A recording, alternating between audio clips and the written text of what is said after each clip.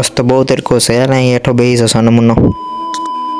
तो जय हिंद ने जय माताजी। हूँ आप सौनो मित्र एवो मकवाणा संदीप आप सौनु मारा मिनी ब्लॉग में स्वागत करूँ छूं। तो पछी हर हर में तैयार थईने आपणे पछी बधा मित्रों साथे आईटीआई बाजू निकળી जता। आईटीआई जईने 2 वागी जता એટલે પછી આપણે બેહી જતા થોડક બહાર એકલો કેમ કોઈ હતું નહીં મિત્રો।